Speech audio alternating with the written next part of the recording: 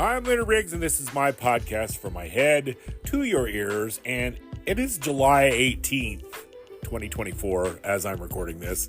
And what do I think about right now, the middle of summer? I think about Christmas, of course, and particularly the Christmases of past.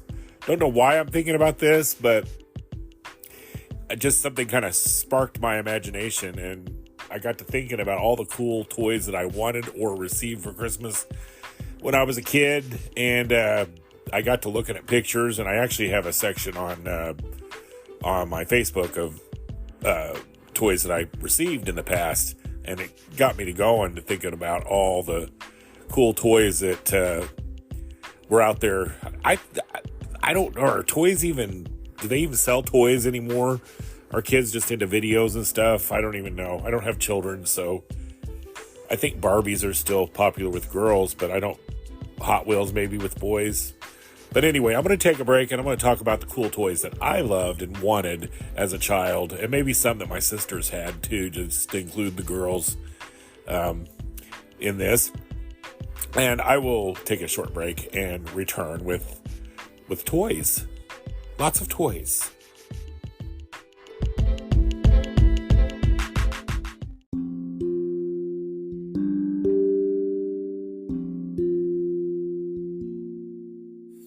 I'm Leonard Riggs, and this is my podcast from my head to your ears. And I got to thinking about the cool toys I had in the past. It's kind of a random thought in the middle of July while I'm sitting here in the air conditioning. And I was thinking there was a lot of really cool stuff that I had in the 70s. I actually have a section on my Facebook, and I said, that has pictures of the cool toys that I have. There was a lot of cool toys that I never got that I wanted desperately. And hi, Bitsy May. My kitty's joining me. She's being quiet. She's usually very vocal. But I got to looking up stuff on the internet, and I thought, wow, I forgot about this, and I forgot about that. And all I know is one of the biggest events of my life during the year was the arrival of the Sears catalog wish book. And that Sears wish book was the blueprint for my Christmas coming up. The stuff I would drive my parents crazy wanting. And early on, I didn't have a certain like or a certain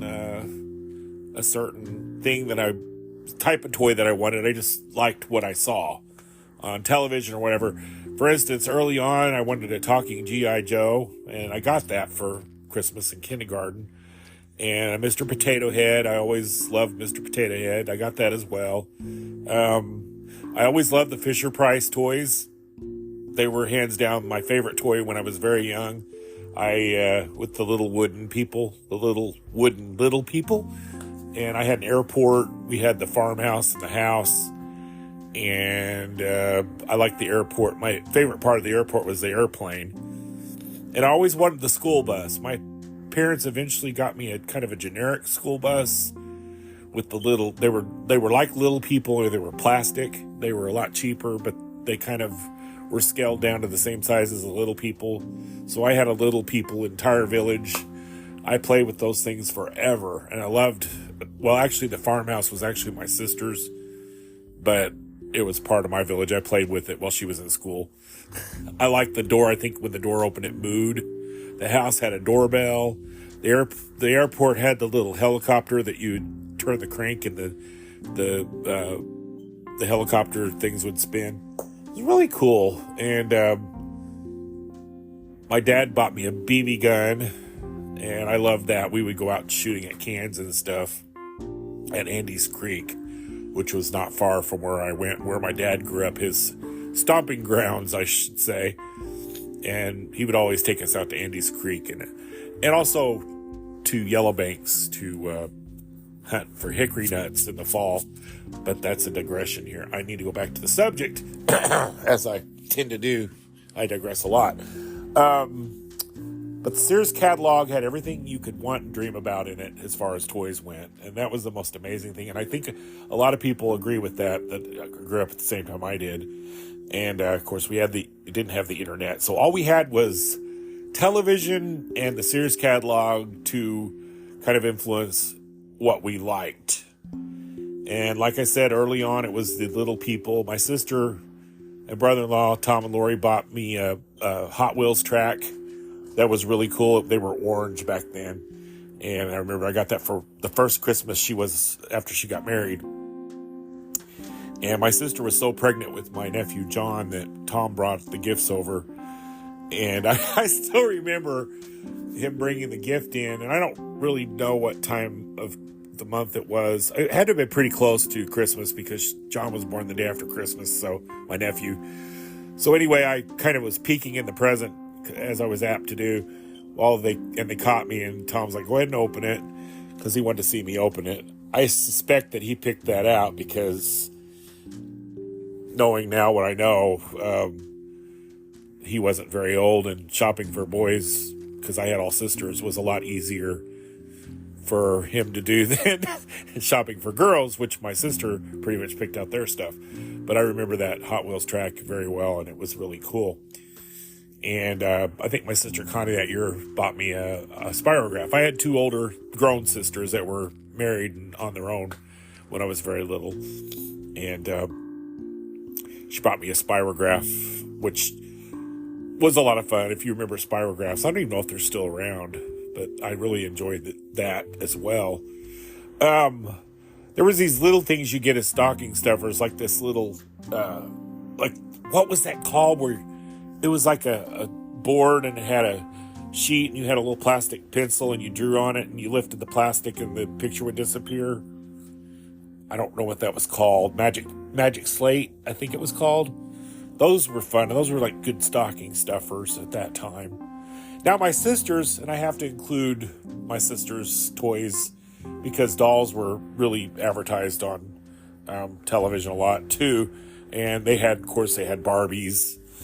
And that was when Barbies were kind of hippie Barbies and hippie fashions when I was little. And Sweet Honesty perfume from Avon. And, little decorated combs. My cat just jumped on me, sorry.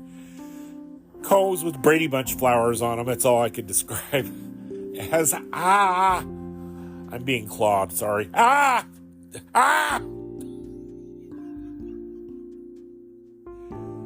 The dangers of doing podcasts in the living room with your cats climbing on you. I have just a few fresh scratches now.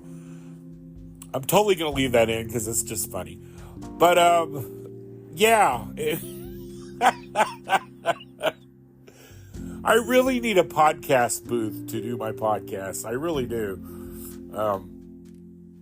Cats just require all your attention 24/7. Again, digressing.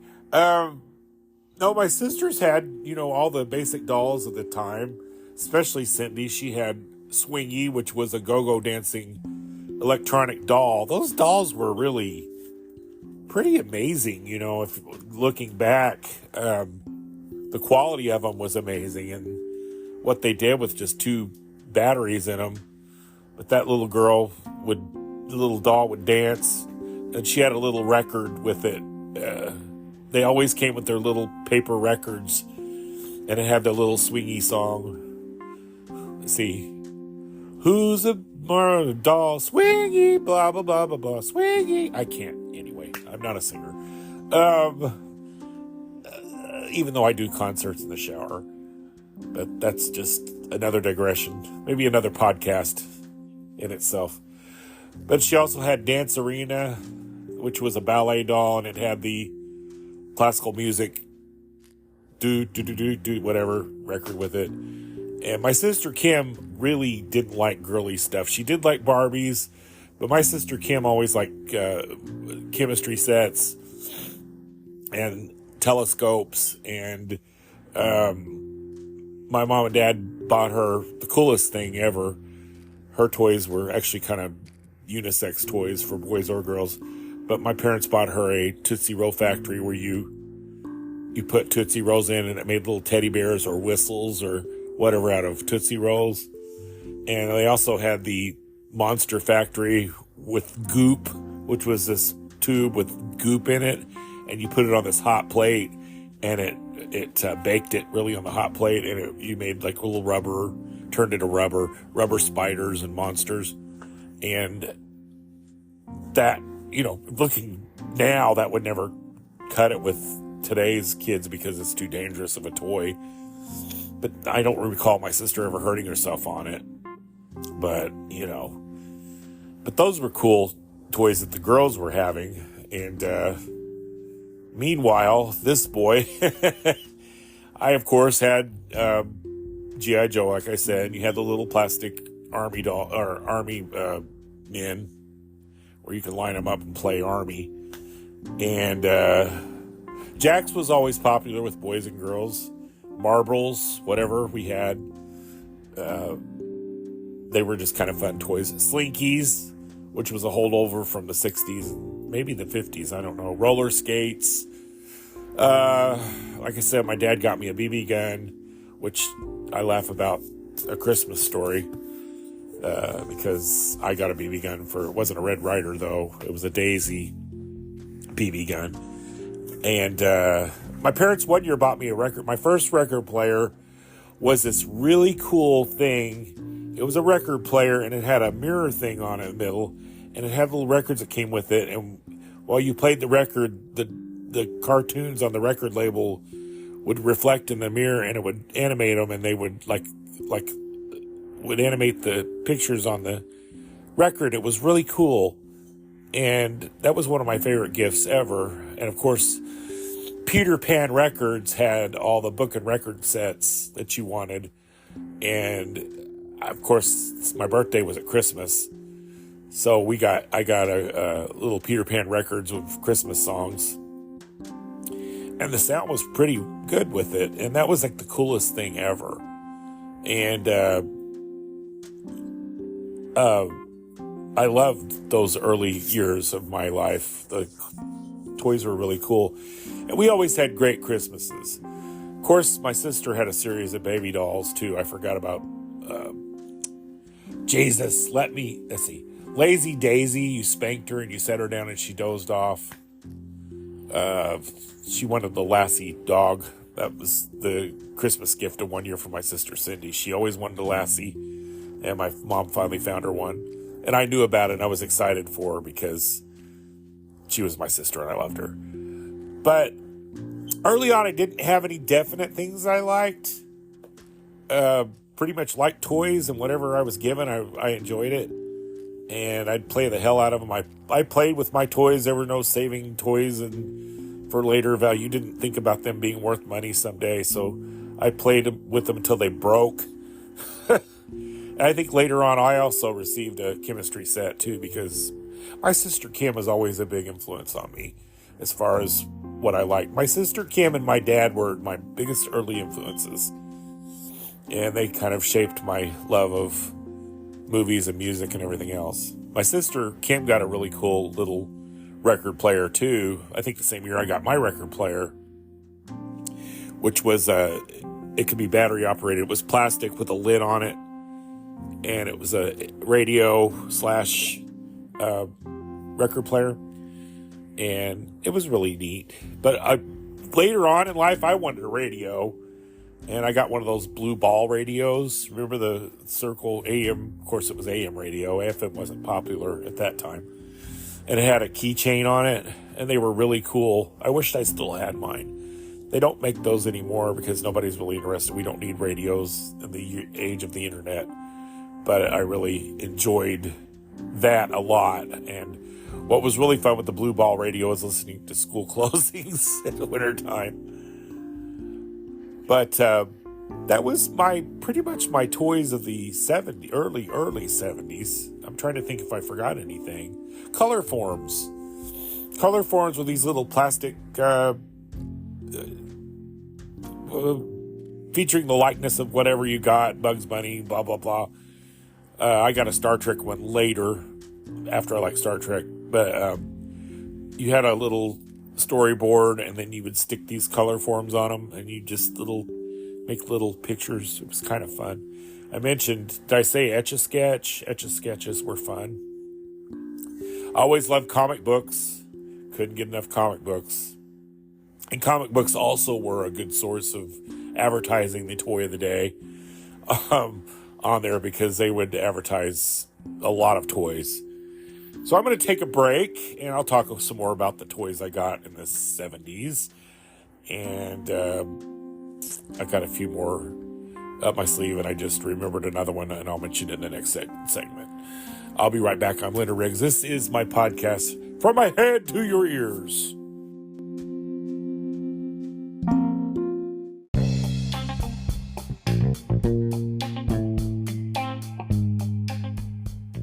I'm Leonard Riggs, and this is my podcast, From My Head to Your Ears. And today I'm talking about toys that I had as a child in the early years of toys of my life, and talking about the toys I had, my sisters had, and I'm probably going to talk about some toys that I didn't get that I really wanted. But earlier on, I was talking about toys I had early on, and I forgot one, which was Dr. Dolittle. I had a Dr. Dolittle talking doll, and you pulled the string and he said sayings, and Dr. Dolittle was a movie with Rex Harrison, and it came out in the late 60s, and I probably got that when I was still a baby, but I had him all through my early childhood. And he was pretty dapper looking. He looked like Rex Harrison, who's a dapper fella, and he had a top hat and tails, like Dr. Dolittle in the movie. And that was one of my earlier toys. Of course, those talking dolls were quite popular with the strings on them. And what was sad was the strings would eventually break and they couldn't talk anymore. So that was the sad part. I broke my Dr. Dolittle string fairly early. I don't know what happened to Dr. Dolittle. Probably got thrown away. But poor toys. And he might even be in the attic, my parents' attic, which I inherited this house, so it's my attic now. I don't know. I'd love to get up there and look at what's up there. I know I've got a few things. The mid-70s, I was 10 years old, and I was developing interests of my own. My dad kind of swayed me towards Star Trek, and then we got cable in 76, and I started watching Star Trek, and I love Star Trek. So the Sears catalog came in for 1976, and they had a whole page of Mego action figures, including the Star Trek playset, the Enterprise bridge, and the action figures of Kirk, Spock, McCoy, Scotty, Uhura, and a Klingon. And I had to have those. That was my big thing that Christmas. I wore that page out. I begged my parents. I dreamed, I wished, I hoped. I slept with the catalog, and that was my Red Ryder BB gun of 1976. That's the toy I had to have. My parents didn't tell me I was going to put my eye out. But I played with those things. I did get them for that Christmas. My parents bought me an entire Star Trek themed Christmas. I got the models from AMT. I got a little toy phaser flashlight. I got the action figures, every one of them.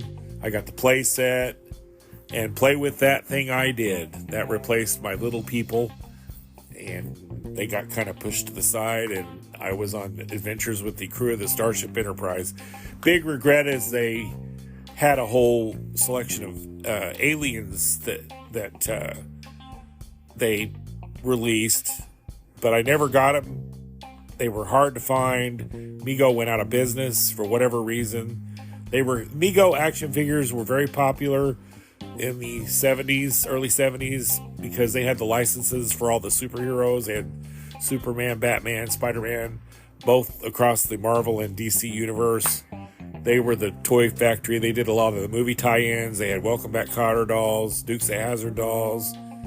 They're not dolls, they're action figures. That always bugs me. You know, I did not play with dolls. I played with action figures. Of course, Star Wars changed everything. I think that might have been the demise of Mego. I'm not sure, because Kenner kind of competed with Mego with action figures. I think they had the $6 Million Man, and they were always what irritated me about Kenner was they would make the dolls. Mego did 8-inch action figures, which I think were just perfect for small hands. But Kenner always did the bigger dolls. And the $6 Million Man and the Bionic Woman and Bigfoot and all those, which I wanted so bad when I was a kid that I didn't get. They weren't interchangeable with the Star Trek dolls. Could you imagine if they were the same size and I could have incorporated them into my little fantasy world that I had created for myself with the Amigo dolls? But anyway, yeah, $6 Million Man, anything was other than a crank little viewer that showed actual clips from the TV show. I didn't get the Kenner $6 Million Man playset dolls, all that stuff. I would have loved it though. Plus, I was getting a little older when those came out.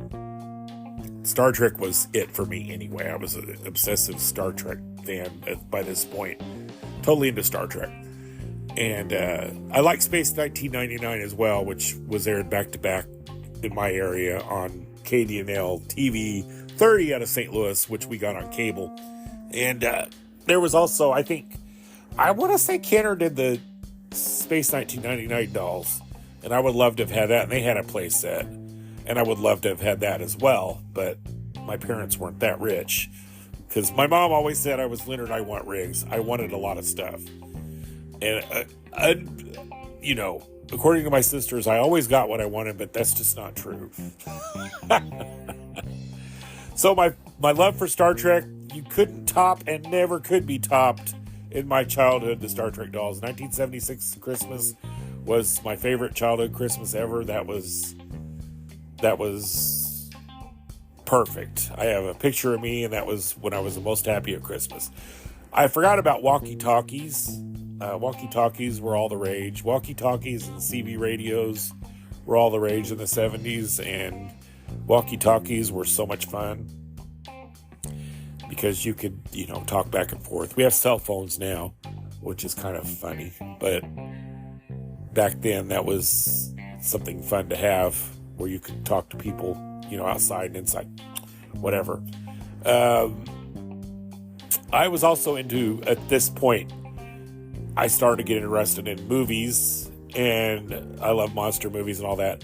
And the making of movies, which my dad had a Brownie, careful, Sonny. He had a Brownie movie camera, which was a 8mm film. And he was showing me how to make movies, stop motion movies. So that incorporated my Star Trek Mego action figures. So in 1977, my dad bought film, and we were going to make an epic animated Star Trek film with my Mego figures. And this camera had to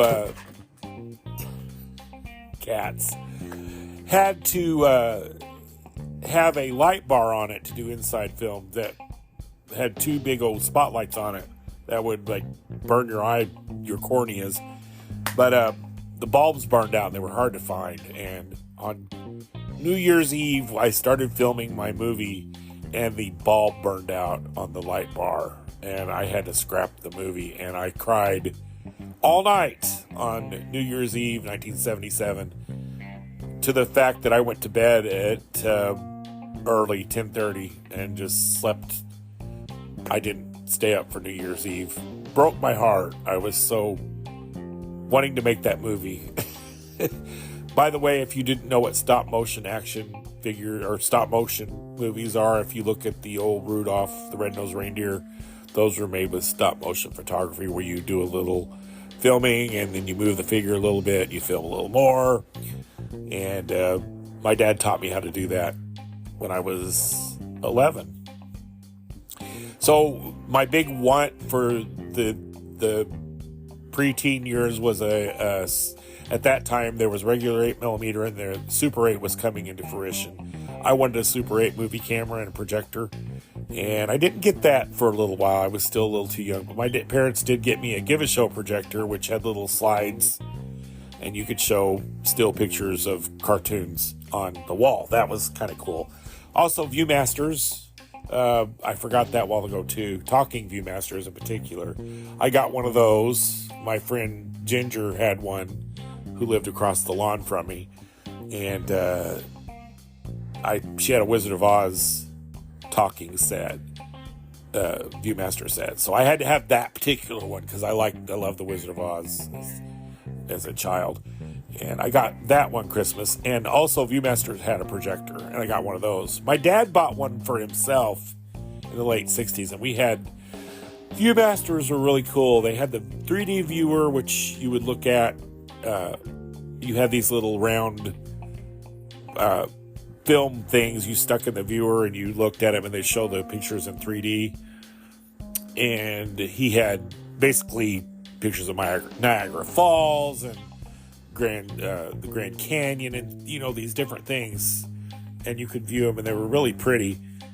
And he bought a projector for himself, and we got the moon landing on Viewmaster, and I think that was in 1970. We would watch that, and that was really cool. But he bought me one of my own in the mid-70s, and it was a Star Trek one, and it had the animated Star Trek, plus it had the Omega Glory episode from Star Trek, the original series.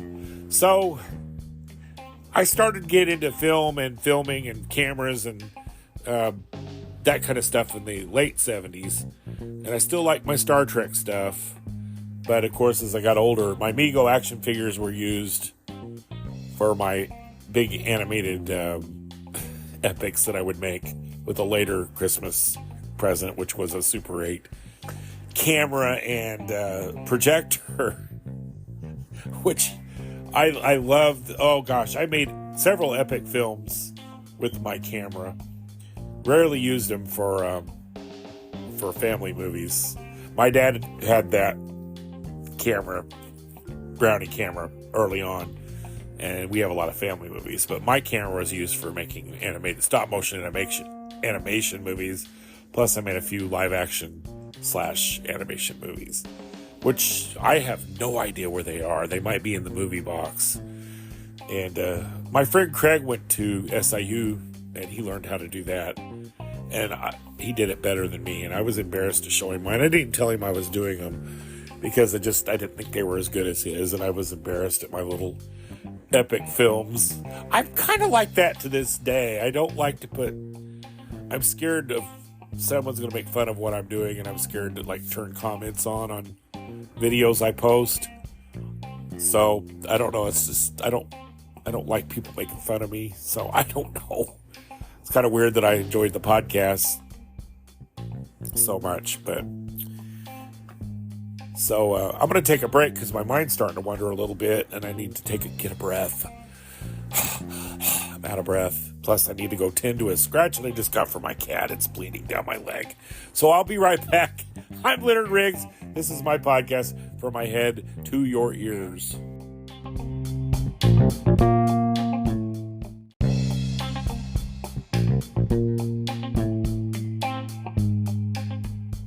I'm Leonard Riggs, and this is my podcast, From My Head to Your Ears, and we're talking about toys. And some of my favorite toys were interactive toys. Like I said, a tape recorder, which I didn't get for Christmas. I got it in the summer. Was meant to be a Christmas present. And we had a thing called a Mr. Microphone that broadcast your voice over designated radio station signal. I don't know. It was advertised on TV a lot, and it was a lot of fun. I had a lot of fun with that, and I think the first second cassette player was a radio cassette player. So I enjoyed playing radio with that. I got that in my early teens. So I enjoyed a lot of those interactive toys. I mentioned book and record sets. Those were a lot of fun. I had a Headless Horseman book and record set that I got at one of those book fairs at the grade school. I loved book and record sets. I have Star Trek and all kinds of stuff. Usually by the aforementioned Peter Pan Records, which was a famous children's record company. I don't know if they still are around even. But book and records. I loved little golden books. Something I forgot about. I had all kinds of little golden books. Peter Pan and Wendy and a lot of Disney books. I loved all kinds of books when I was a kid. Of course, getting a good coloring book or activity book was fun. And there were these little Walt Disney books that were storybooks that you could flip through, and there was a little cartoon in the middle, and when you flipped, the cartoon come to life on the side. Those were kind of fun. And gosh, I mentioned the Hot Wheels racetrack. I loved Hot Wheels. Little cars were always fun. Just loved lots and lots of things. I love models. Like I said, I had Star Trek models I got for the Christmas of 76, but I also had a lot of famous monster models. I had Frankenstein and those things. I don't know. The list goes on and on. This was a short segment. I'm going to take a short break and be back with more.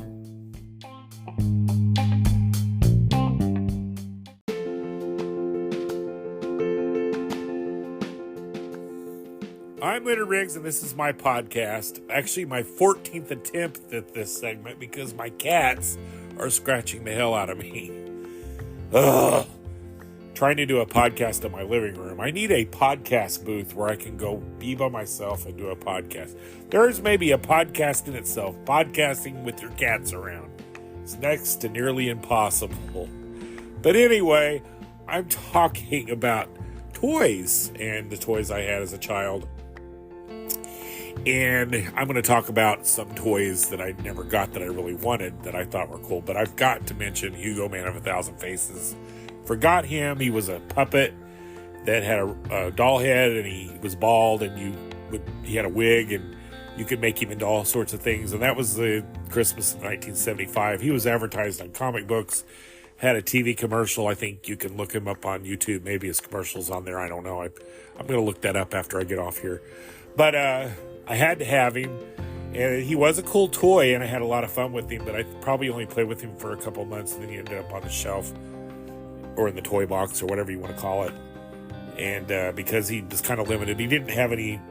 I don't know that it was a bomb toy that Christmas, but there was just only so much you could do with him. He didn't have any further accessories or companion puppets or anything. So anyway, I started getting into Star Trek, and the whole Star Trek thing was my thing after that, and I really didn't play with him too much. So, but he was a cool toy, and it would be a cool toy to have again, just to display. He should be in a toy museum, because he was kind of cool. Of course, he'd scare kids today, because kids are scared of dolls now. Dolls are scary. But toys I didn't have that I wanted is Stretch Armstrong, which was a rubber doll that you could stretch. And he was really cool. My friends had Stretch Armstrong, the Reeves cousins, Jody and Jeff, and they brought it over. One of them had the Stretch Armstrong, and we stretched him until he sort of tore because we had to see how far we could stretch him. We played with our toys, and we tore him up. And we were, we played with our toys till they fell apart. Back then, we didn't know they would be collector's items. But I never got a big wheel. I wanted a big wheel, but my parents didn't get me one. Big wheels were more or less a souped-up tricycle that had 3 wheels, and the wheel in front was huge, and the pedal. They were built for speed, and I guess either my parents didn't think I needed one because I'd kill myself, or maybe thought it was a little kid toy and I was a bigger kid. I don't know, but I didn't get one, and I was disappointed. What else? There wasn't much that I wanted that I didn't get. Boy, I guess I was spoiled at that point. Electronic toys became all the rage in the late 70s, and for the rest of my early childhood. I had a Tobor, which is robot spelled backwards. It was a remote control, and I did get that. Moving off the subject of toys I didn't get. Sorry, like I said, I never take notes on my podcasts. I should, because they would be more structured, but I literally fly off the seat of my pants on these. I'm off the cuff totally on my podcast. I just podcast as I go along. Maybe that's a good thing. Spontaneity isn't bad, is it? But again, digressing. Tobor was fun. He had a remote control. Again, though, limited play on these toys. There was only so much you could do with them. Plus, he had to have batteries. And battery toys are always only as much fun until the batteries run out, and the parents get a little annoyed at having to buy batteries for your toys, and they kind of get pushed to the side. I had an Electroman, which is this big, huge doll, maybe 15 inches tall, with a light on his head, and if it hit like the targets, which were reflectors, it would change noises. And he was really fun. He also became the star of one of the movies I made in the backyard with my friend Craig after I got my Super 8 camera. Later on, as I got older, like I said, the electronics toys were more popular in the late 70s and early 80s, basically the end of my childhood years. And I wanted the Super 8 camera projector, which I got for the Christmas of 81, when I was 13, 14. I don't remember really. I also wanted a stereo at that point, and I got a really cool record player stereo. And as I grew older, that's what I wanted. And then VCRs came out, and God, I wanted a VCR. But VCRs were so expensive back then. That was a big expense. That was not going to happen. Not for another, 10 years, I think, when they came down in price just a little bit.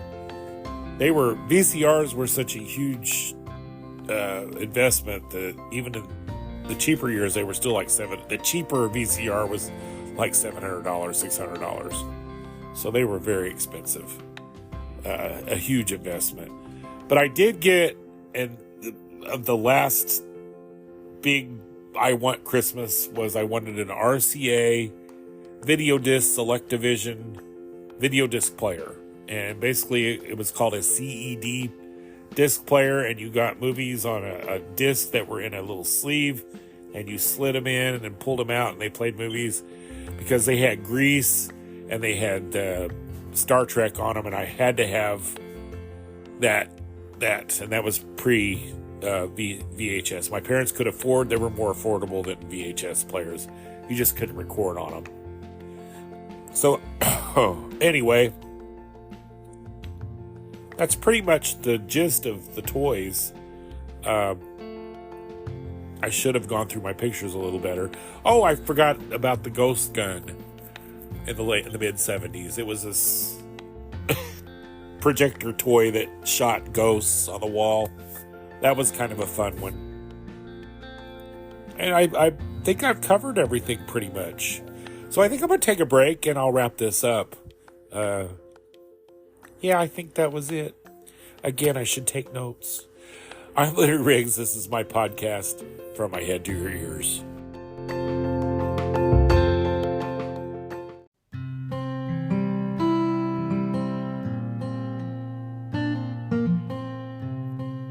I'm Leonard Riggs, and this is my podcast, From My Head to Your Ears. And before I wrap it up, I have to mention some ones that I forgot.